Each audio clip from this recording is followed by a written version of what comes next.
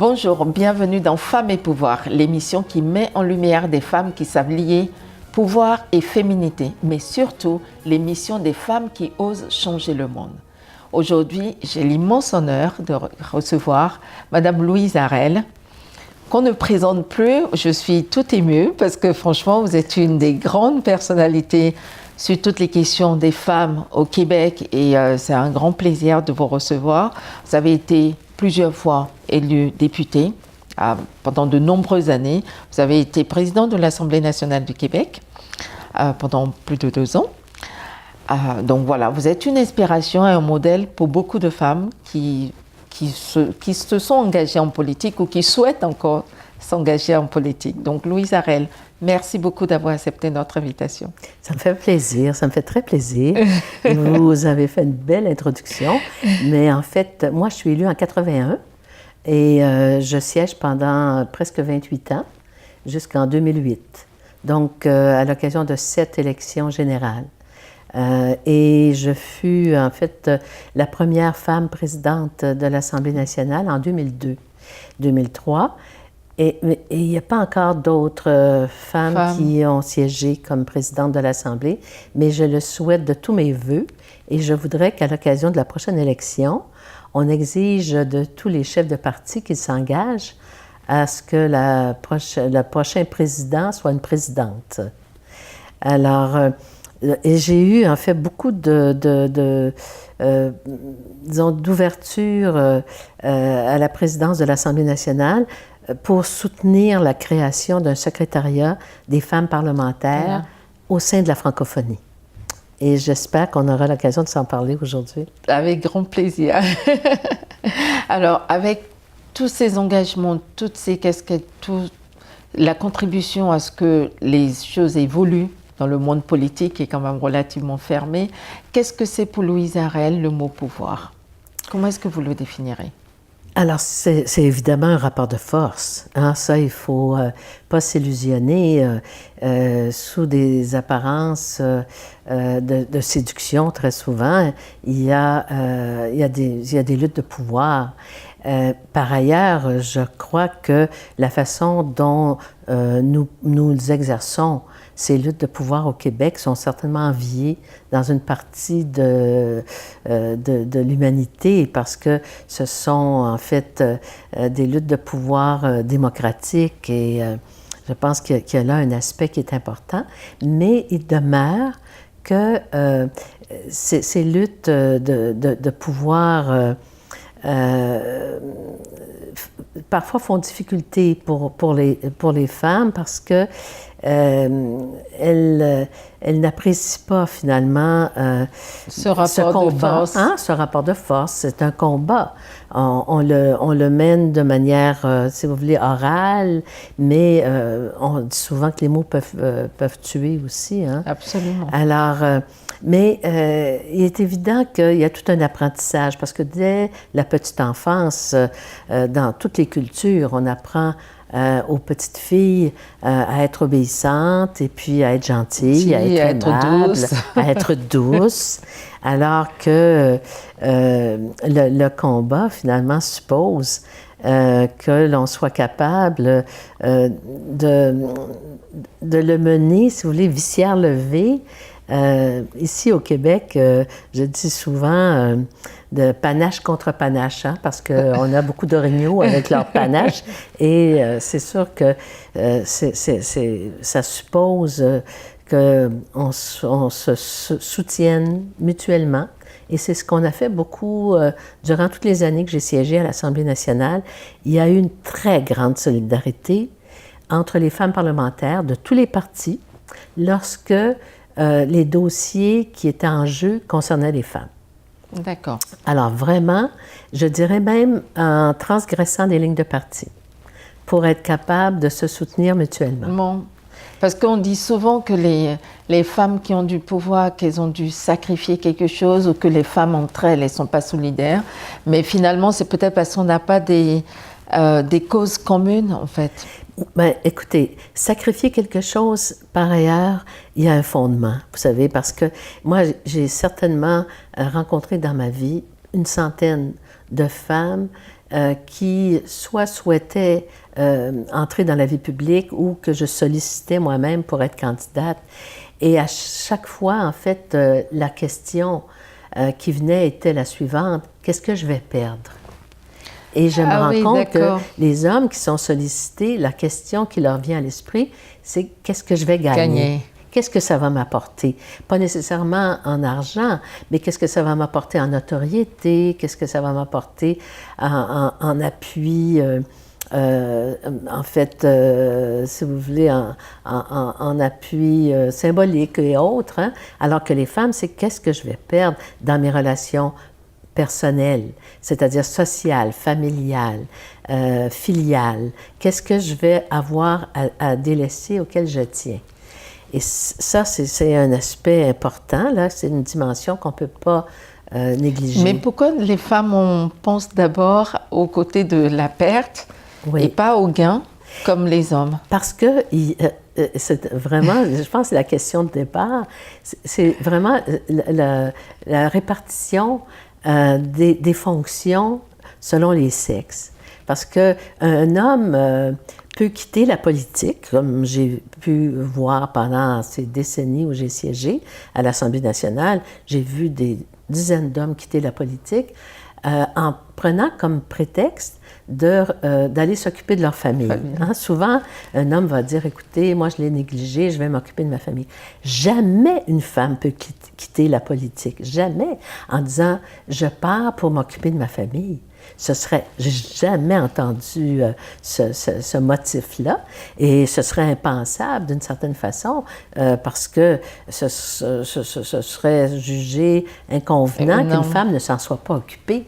Et c'est là où ça réside la différence fondamentale. C'est-à-dire, on peut accepter qu'un homme ne s'occupe pas de sa famille pendant des années, parce qu'il y a une fonction publique, parce qu'il y a un rôle à jouer, alors que finalement, il n'y a pas de raison qu'il ne s'en occupe pas autant qu'une femme qui a cette fonction publique ait à s'en occuper aussi.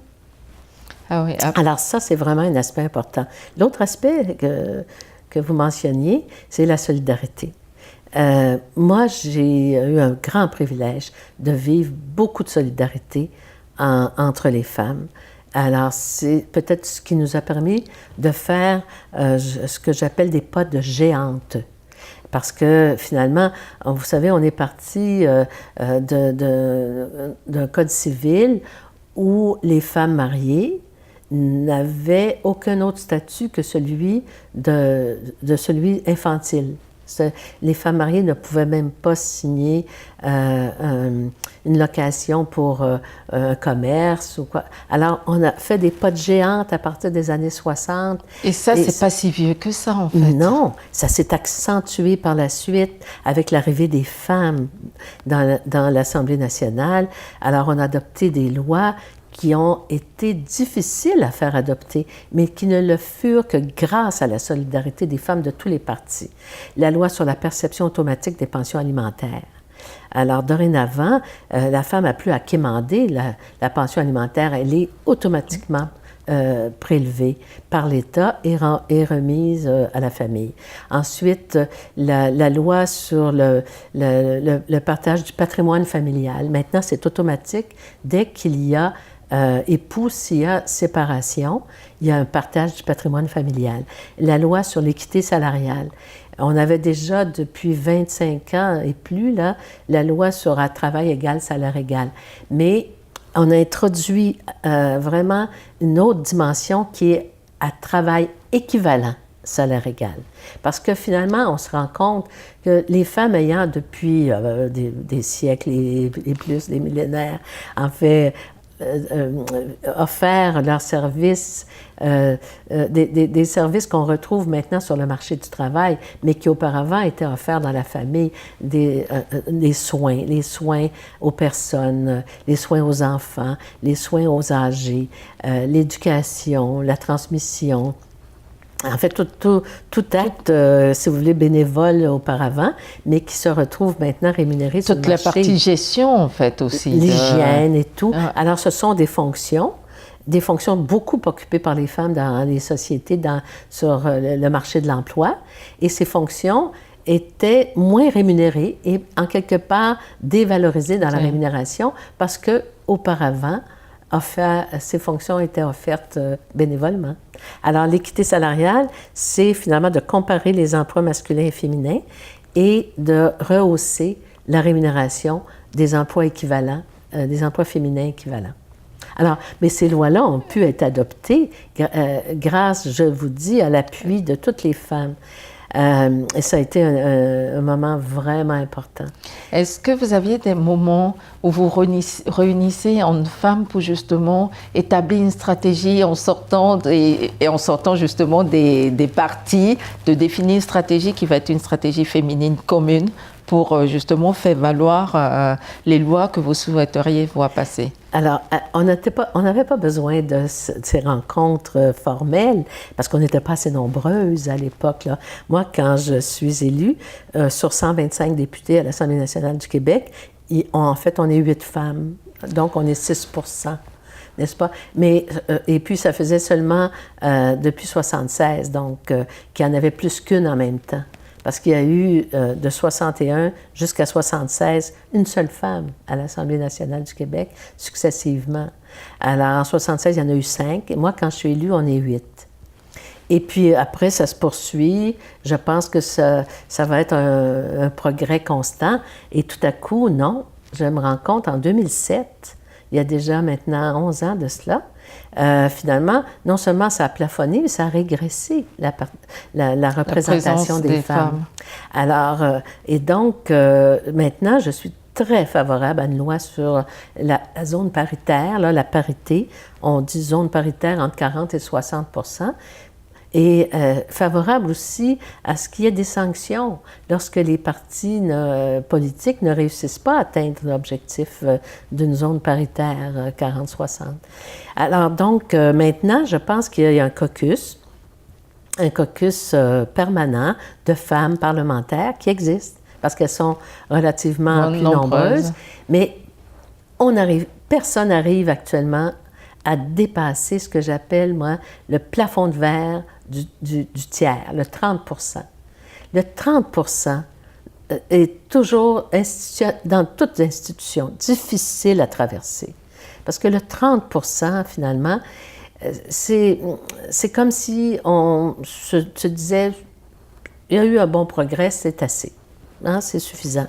Mais pour poursuivre, aller au-delà, pour faire en sorte que ça devienne irréversible et qu'on aille chercher 40, 45, 50 %, ça, il y a encore des gros efforts à faire. Et c'est une situation difficile, je pense, pour les jeunes générations. Très bien. Merci beaucoup. On va faire une petite pause et on revient.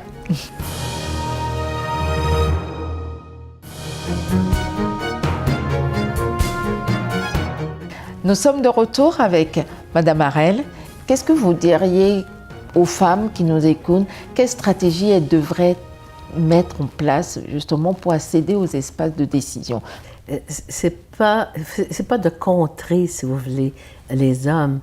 Mais dans les institutions elles-mêmes, il y a, au fil des siècles presque, il y a eu de la discrimination systémique. Hein? Et cette discrimination, vous voyez, par exemple, je vais vous donner un exemple. Moi, quand je suis élue, il y a énormément de travaux qui se font la nuit, non-stop. Alors, l'Assemblée nationale siège à tout bout de champ, à tout moment, jour et nuit, pendant 2 jours, 3 jours, 4 jours. Vous voyez comment c'est absurde. Vous ne pouvez pas vous lever le matin pour faire le petit déjeuner des enfants si vous avez passé la nuit, puis que vous repasserez la nuit suivante. Et la présence des femmes a beaucoup modifié la gestion du temps.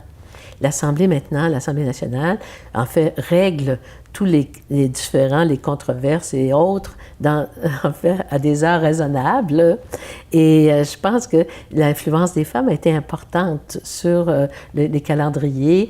Maintenant, par exemple, il y a congé lorsqu'il y a relâche pour la semaine scolaire d'hiver et d'automne, etc.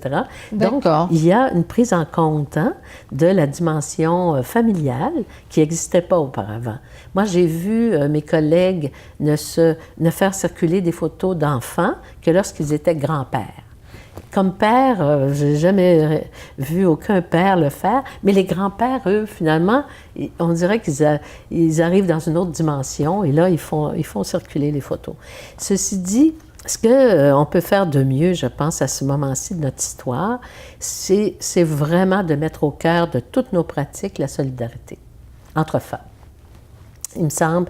Et puis, le plus possible, aller chercher ce qui me semble irréversible, entre autres une loi sur la parité, parce que ce sont les partis qui sont les plus réfractaires, parce que c'est tellement facile. Vous savez, dès qu'il y a un poste ouvert, il y a un jeune homme scolarisé, diplômé, qui, depuis sa tendre enfance, se prépare à être chef et qui tout de suite lève la main pour pouvoir occuper la fonction. Alors que les femmes, il faut les convaincre, il faut les recruter, mais ce recrutement, ça suppose de les convaincre, même si elles ont tous les diplômes qu'on peut imaginer, même si elles ont toute l'expérience qu'on peut espérer, il faut les convaincre qu'elles sont capables. Alors, il faut donc des façons de faire qui puissent permettre du mentorat, par exemple, hein, et puis de l'accompagnement. Et je pense que ça passe par une loi. Alors, ça m'apparaît une dimension importante. Et puis sur le plan, oui? Il y a beaucoup de femmes qui disent finalement, moi je ne veux pas qu'on mette en place une loi parce que ça voudrait dire que j'ai été élue au regard de mon sexe et pas au regard de ma compétence. Qu'est-ce que vous leur dites à ces femmes? Alors, ce que je leur dis, c'est que elles seront nécessairement obligées d'être compétentes. Vous voyez? La reproduction entre les hommes, parce que les choix se font souvent dès l'adolescence où les garçons se préparent, en fait, soit qu'ils veulent être général ou président, n'est-ce pas? Ou directeur. Oui, mais alors que je pense qu'on peut, pendant une certaine époque, vraiment penser que le recrutement ne se fera que sur des femmes compétentes. Et s'il y en a un jour qui ne le sont pas, eh bien, ça sera juste un retour des choses parce qu'il y a beaucoup d'hommes qui ne le sont pas aussi. Absolument. Alors, il y a vraiment... Pensez-vous que tous les hommes qui siègent comme députés à n'importe quelle Assemblée nationale le sont par leurs compétences? Non. Alors, vraiment, ce sera que juste retour des choses. Il n'y a pas d'inquiétude. Si une petite fille regarde cette entrevue et déclare « Quand je serai grande, je voudrais être Louise Arel », qu'est-ce que vous lui diriez? Bon, je lui dirais qu'elle peut être encore mieux que moi.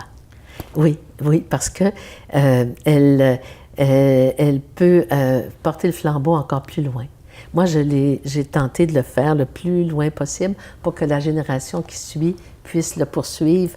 Et je lui dirais, alors va ton chemin et va plus loin que je le fus. Vous avez mis en place justement milité pour qu'il puisse avoir l'Assemblée parlementaire des femmes dans la zone de francophone. Ce secrétariat des femmes parlementaires au sein de la francophonie a été beaucoup plus difficile à mettre en place. Il y avait déjà depuis longtemps un secrétariat des femmes parlementaires du Commonwealth, donc la partie des pays anglophones, et il y a toujours un secrétariat des femmes parlementaires des Amériques, donc Nord et Sud, et qui est très dynamique, qui est très actif. Au sein de la francophonie, il y avait eu des efforts qui étaient menés depuis quelques années. Et en 2002, lorsque je suis élue à la présidence de l'Assemblée nationale, c'est assez extraordinaire que ça correspondait à la présidence des parlementaires de la francophonie. J'ai présidé les deux. Donc, à titre présidente des parlementaires de la francophonie, j'avais autour de moi que des hommes présidents. Alors, 42 hommes présidents lors des rencontres de direction.